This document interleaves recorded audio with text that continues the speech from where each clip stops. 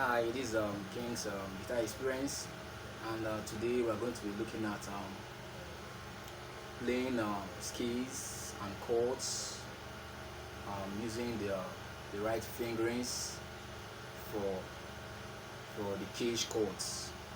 That is the C, the A, the G, the E, and the D chords. Those are the open chords close to the head of the guitar. So we're going to be looking at the right fingers, as in the right fingerings. The right fingers you are supposed to use to all the standard fingerings that is designated for those chords or for the scales. There are some persons that they play these scales, they hold these chords, these open chords, but they do it wrongly. They use the wrong fingerings. There was a time I went to fix my guitar at a repairer's shop, and this man happens to have a music school, a small music academy where he does teach music. And one of these days, I happened to stumble over a scene where a boy, a student, was practicing this G chord, open G chord close to the head of the guitar, and I saw the way he was holding the chord. He was not holding the chord the way he ought to hold it. He was not using the right fingers. Same with the other chords, the C, the A, the G, the E, and the D. He was not using the right fingers. He was actually playing the chord, it was sounding, but he was not using the right fingers. Maybe I don't know. Maybe that was how the man learns from his own teacher, because he's an advanced man. But sometimes most people, they learn wrongly, and when you are used to play wrong things, it's very hard. When you're used to playing wrong things for years, it is very hard for you to actually trace back a step and try playing things or doing things that are right.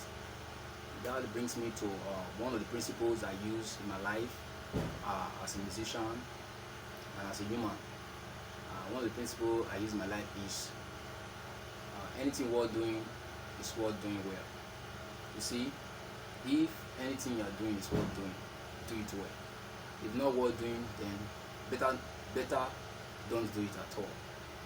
So that's why we really need to be able to stick to what is right and do what is right at every point in time, because you don't know where you go tomorrow, you don't know the people you miss tomorrow, so that you will not be feeling feeling ashamed of yourself, or you feeling weird when you see other people doing things that are right. And one other reason I think you need to learn how to play things rightly, especially those chords, the open chords, excuse me, the open chords at close to the head of the guitar, is that when you learn using the right fingers, the right shape and the rest, you'll be able to add scales to your playing and stick to one position without able to move up and down or making mistakes there and there. You can actually take your face away out of the guitar and start playing things without you having to look at the guitar, just on what position, and it will help you a lot. I mean, when I say a lot, I meant what I said. I mean, it will help you a lot. So let's dive into the guitar and get started with this lesson on playing the scales and chords using the right fingers. Welcome back. But before I get started, we also like to add one thing to what we are going to do this time. And one thing you also need to know is that when we learn these shapes, these various chord shapes, the C, the A, the G, the E, and the D, as we use them, as we apply them to songs, as we play songs with them, we use them as progression, we tend to alter the shape of those chords, alter the shapes, and we can also alter the fingers to use just for us to be able to navigate our way through the various chord changes. So take note of that, because sometimes the way we learn it, the basic way we learn it, when we want to change to other chords, it will not be as fluent as when we altered some fingerings and altered some shape a little to be able to fit in the progression. So just want to add that to it. Here's my guitar, and let's get started. So we're going to be looking at the cage chords, which is the C, the A, the G, the E, and the D.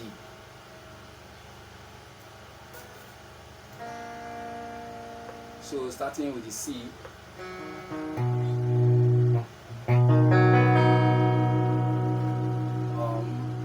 only the C chord, the notes that make up the C chord is C, E, and G, if you are conversant with your music theory.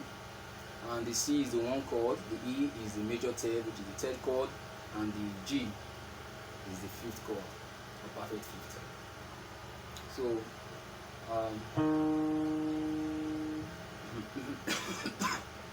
excuse me. If I continue, just a recap for our fingers numbers, in case you don't know the fingers number, we're going to be using it now.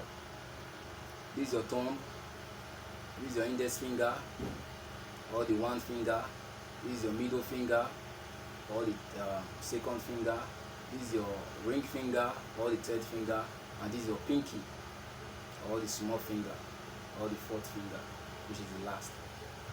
So what is this C chord? Now I'm talking about the shape, using the right fingers to hold the open chords, starting with C, because we're actually talking about caged, which is C, A, G, E, D. Cage is just an acronym for the 5 chords, C, A, G, E, D. So this C chord is strummed from the 5th string, which is A, down to the I string, which is E. This my ring finger on the 3rd fret of the 5th string, then my middle finger on the 2nd fret of the D string, then the 3rd string is open, which is G, then my index finger or the one finger on the 1st fret of the 2nd string, and the last E, and the last E string, that is the 1 string, which is the I string, is also open. So you strum, make sure you get clean notes, clean chords. You strum from the 5th string.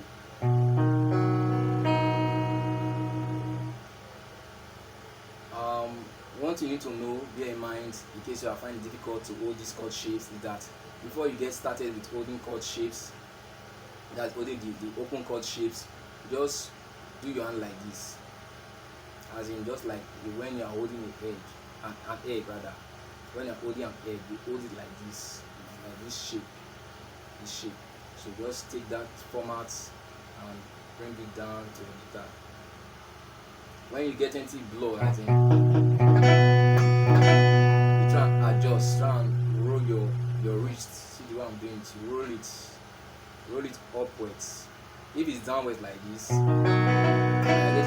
that sound, as in the part of your finger is muting the string. You can roll it, try and adjust your fingers. Then you adjust your fingers till you get a clean sound. So you move it up, roll your wrist up a little. See it? Then you can also pick it note by note to actually get a very neat sound.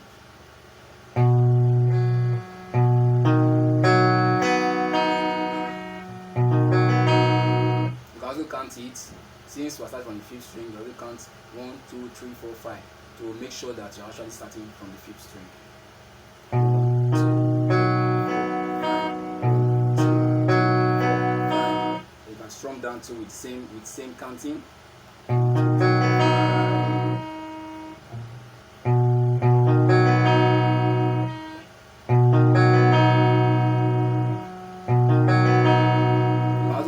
Without you looking at it, because the time will come you have to be looking at your entire fretboard again.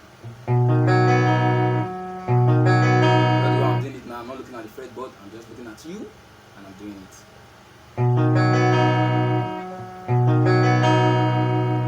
So that's for the C chord. Excuse me. Now I'm going to play the scale. Use the right fingers also.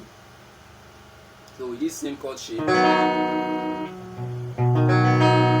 going to play the scale now, the major scale, which comprises of 7 notes.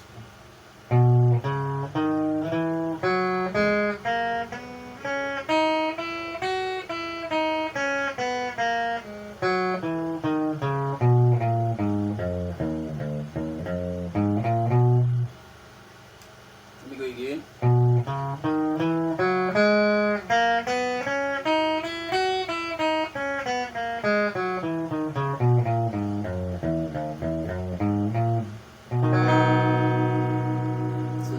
I can also play the major pentatonic scale still with this same shape. So just watch what I will do now.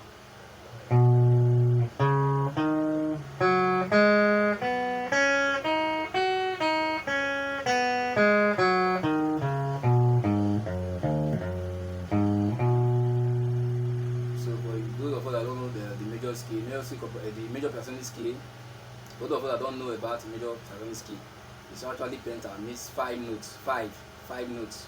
So we are removing the seventh, and the fourth. The seventh and the fourth, we are removing it from the scale. So when the fourth is removed and the seventh is removed from the major scale, you actually get the pentatonic scale, which is 5, which is do, re, mi, so, la, do. That do just an octave. Do, re, mi, so, la. That's 5, penta. So this do, re, mi, so, la, do, re, mi, so, mi, re, do, la, so, mi, re, do, la, so, mi, so, la, do. So that's it. As you can see, I'm just on one position. Then let me just do this quick one. I want to play a line. I can actually play a line here.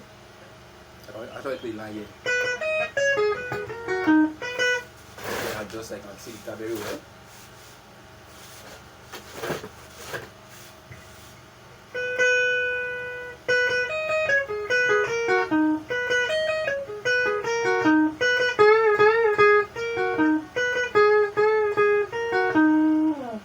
Okay, C. But I'm going to play it here now. I'm going to play it here down the neck. There's a person, if you don't play this line that I just played up the neck, you will play it like this. I hope you are seeing my finger very well. Please bear with me. As in, this first finger will be useless. They won't be using it because actually these notes are open notes.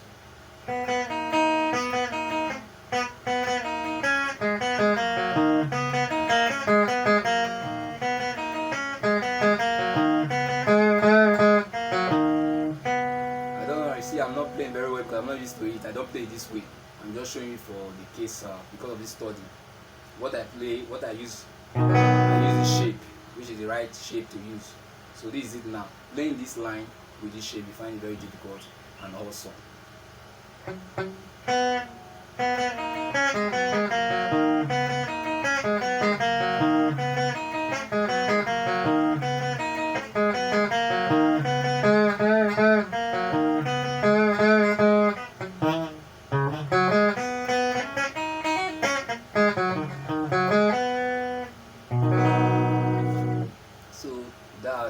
That's using this shape. You see the importance of it is very, very good. So The next is the A. Start from the fifth string. 1, 2, 3, 4, 5. Make sure you start from the fifth string. 1, 2, 3, 4, 5. 1, 2, 3, 4, 5. Then you strum. Make sure you get the clean sound. It's very important. So just a quick run now. There are some places that will actually hold it like this. And one thing about this A chord is a very sensitive chord because of his fingerings. Actually, the way we do finger these chords is actually depending on the size of your fingers. There are places with very tiny fingers, like one of my mentors, he has very tiny fingers, so you can actually hold it like this, as in like a parallel straight line that is somehow slant to one side. But me, because I have big fingers, I can't really hold it that way, but I can. There's a way I hold mine too. But the three fingers can also be accommodated by these frets, because down here the fret size is bigger. So this, as you can see, my middle finger, this A starts from the A, fifth string is open A. Then my middle finger is on the second fret D string, which is the E. Then my index finger, which is the first finger, is on the second fret also, which is the A. Sorry. Then my ring finger is on the second fret of the B string, which is D flat or C sharp. Then the E is open, the IE string, which is actually the fifth in the key of A. So starting from the fifth string now, you strum downwards to the IE string. Make sure the sounds are very clean. Like I said before, if you're having anything lost, try and roll your wrist, try and adjust your fingers to get a clean sound. Starting from the fifth string again. Oh, sorry. I'm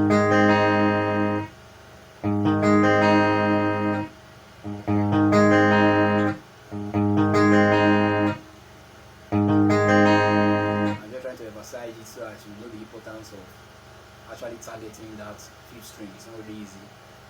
If you're not used to it, you find you will make a lot of mistakes. Maybe sometimes you want to play from the fifth string, you find yourself playing from the fourth string or from the sixth string. But I'm going to do a lesson on that, on how to really get yourself how to get yourself really acquainted or good at able to target those strings, those fourth string, fifth string, and the sixth string. So this is A. Then now I'm going to play the major scale of A major scale from this position. I'm just going to play the A major scale because of time, and you are going to do the others. You are going to on your own get the fingerings or able to transcribe with this using this format I'm going to give to you now as a template to able to transcribe to as in to play other scales like the major pentatonic scale, the minor pentatonic scale, the blues scale, major blues and minor blues. You can also use these templates to play them. Then you can also post a video of yourself playing it so that I can see and rate you. And if you have any challenge or challenges while you're doing it, you can also leave a comment at the comment section and I will reply you. So let's play the A major scale now from this position using the right fingers. Please take note of it. We are talking about right fingers here. Alright. So I'm starting from the low E string, which is the fifth string, A.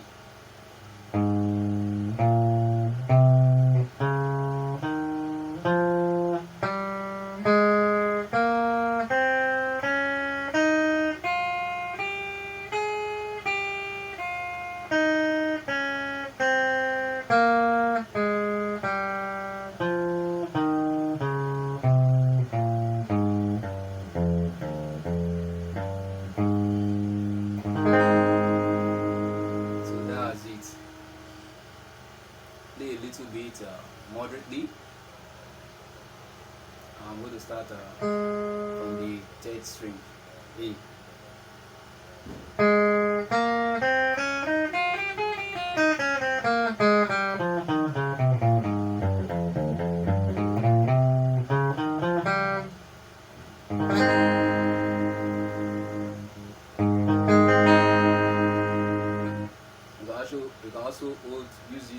index finger as a bar. To bar the fourth string, the third string, and the second string. You can use it as a bar.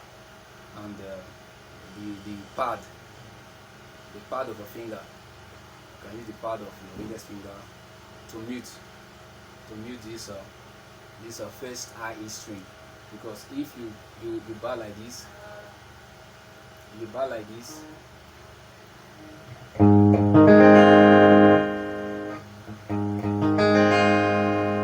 this F sharp will be ringing out, and this F sharp is not in the chord. It's not among the notes that make up the A major chord. So for us to avoid this F sharp, we are going to meet it with the pad of our finger, of our index finger. See, it's muted.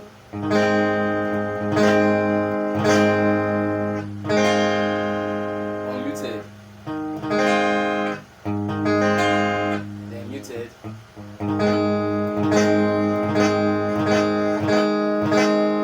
So that's for that. Then let's go to the next letter now, which is the G. The G can be used in several ways. This is one of the ways.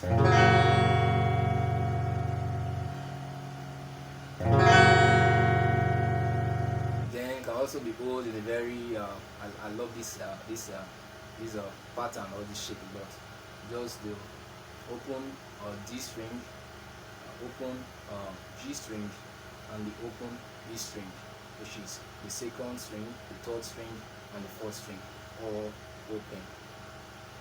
So start from the fourth string now to the second string.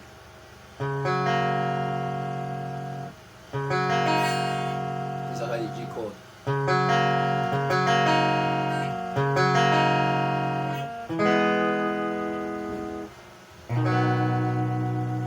So let me just do a 1/4 progression in the key of C.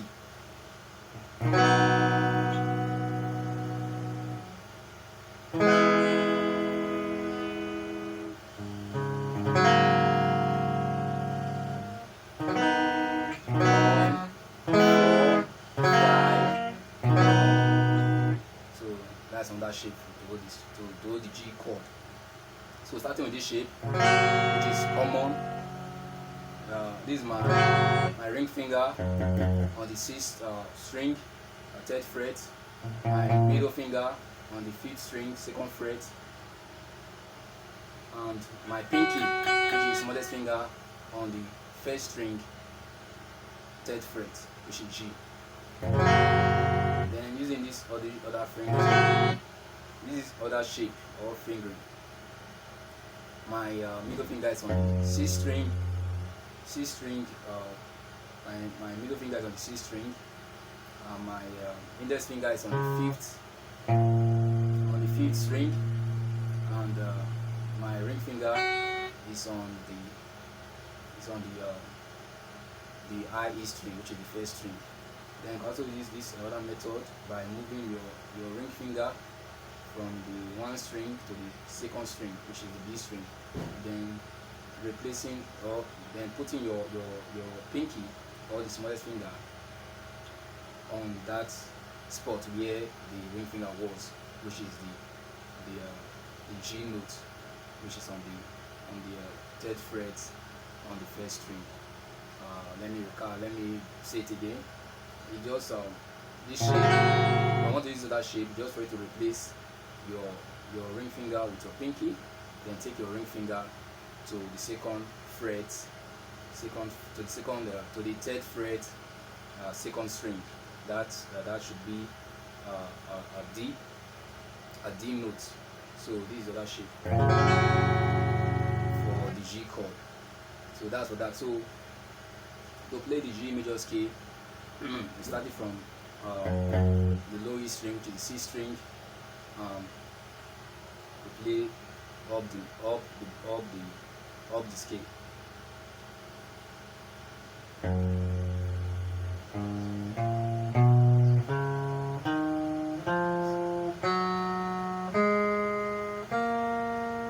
can use this Mi here, which is the B, but I prefer using this one here, which is the open B at open B on the 2nd fret. So let me start again. So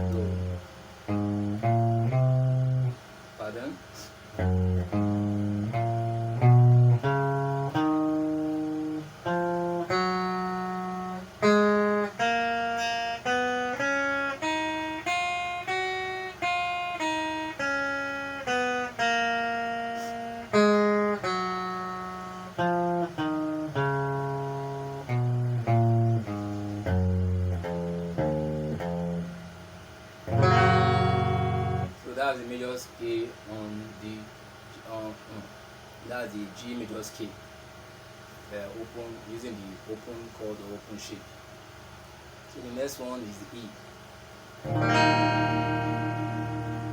and what the D.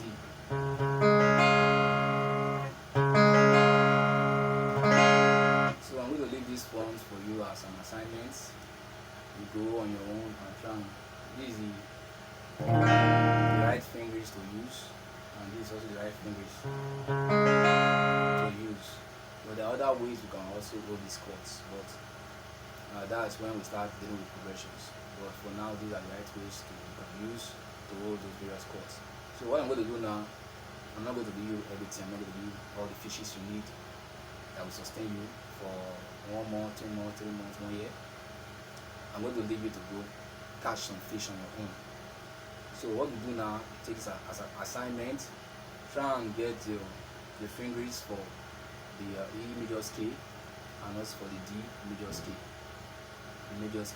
and also try and get the fingers for. Okay, let's just stick to this one for now. Just get the fingers for the various major scale, for the E major scale and the D major scale. Get the fingers and can video yourself. Send the videos. I'll see it. I will comment on it if it's right, if it's wrong. Then if you can't do it, if there's any other way you can do it, it is to write it out on the paper. You snap it, you paste on my page. I'll also see it. You can draw the board, draw the guitar board, write the numbers. You can use numbers, can use letters to show letters on your finger number to show the right fingers for that particular key or that particular key.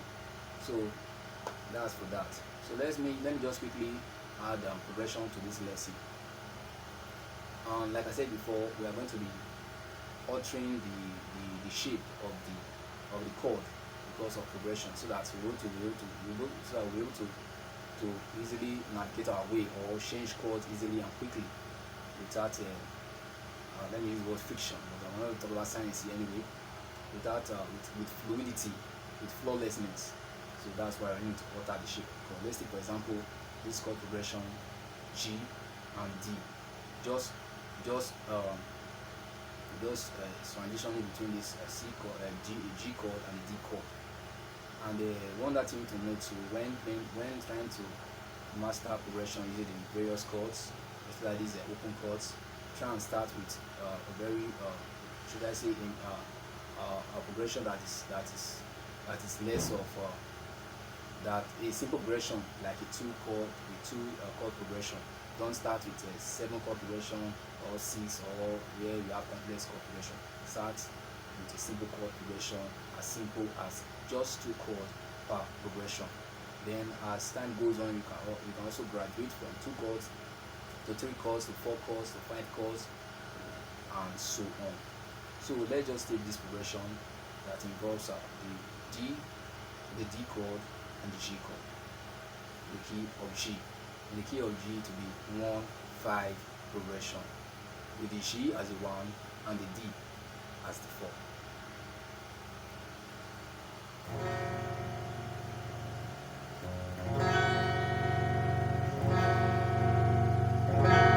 So I'm going to be using just a quarter note for this progression,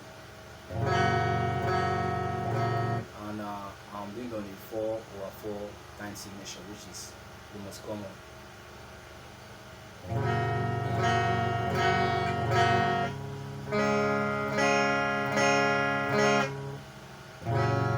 What I'm doing now, I'm just trying to use the way I learned the G chord normally the first time, which is in most of these chord chart diagram.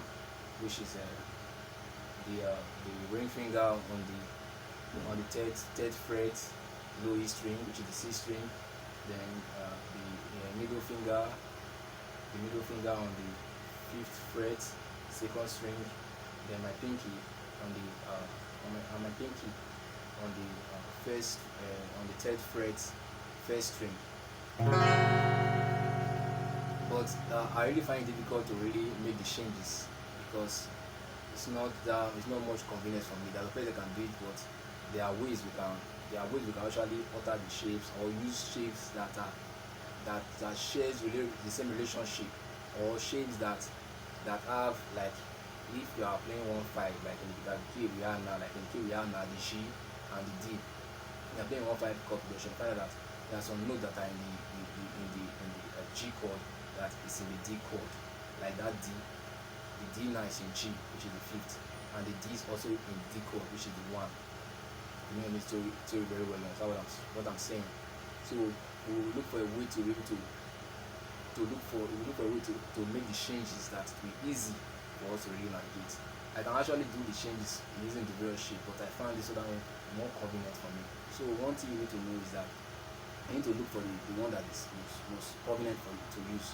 Like I said earlier before, it depends on your fingers, and what is good for me might not be good for you. So just try varieties of chord shapes and look for the one that is good for you, good for your fingers, and stick to it and develop it. With time, you'll find out that you'll be able to make chord changes as flawless as possible.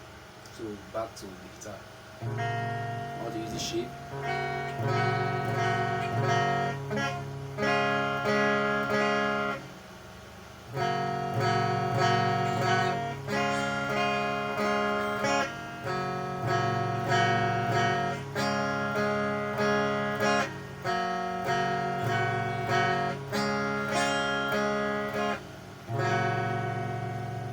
Also use other shape, which is the middle finger on the low E string, the C string, the index finger on the fifth string, on the second fret, then my ring finger on the first fret, on the third fret, first string. So I'm going to use this fingerings to play the progression, alternating between the G and the D chord.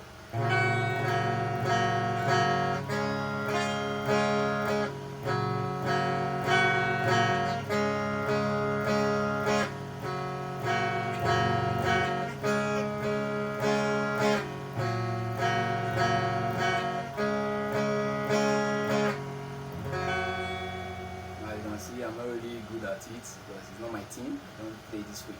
What I do is this: I use the shape. This shape that involves the middle finger on the third fret E string, that is C string, index finger on the second fret A string, then my ring finger on the second string, third fret, and my pinky on the first string, third fret. Again, my middle finger on the C string, my index finger on the fifth string, then the D string is open, which is the fourth string, the G string is also open, which is the third string, then the second string is is played with my ring finger, then the first string is played with is fretted or played with my small finger, which is the pinky. So I use this shape a lot. And what I just do, I just make sure my ring finger is on this D note here, which is the third fret, second string. So it just stationary there, just there. I'm not going to move it. So I just put it there, and I just move the last fingers as I make the changes between the G and the D chord. So listen to it and hear how it sounds. So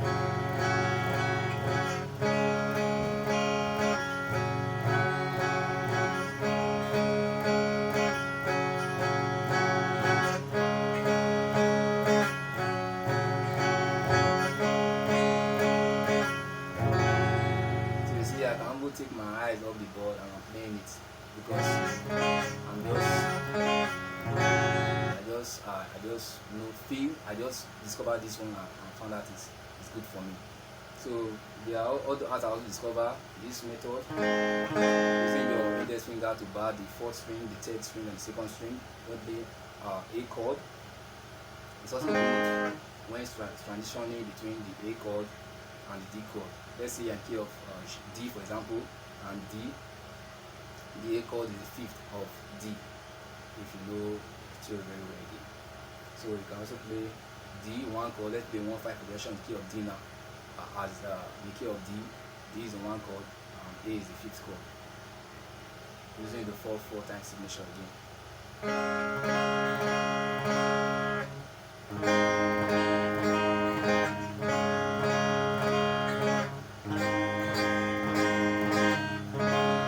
But what I use mostly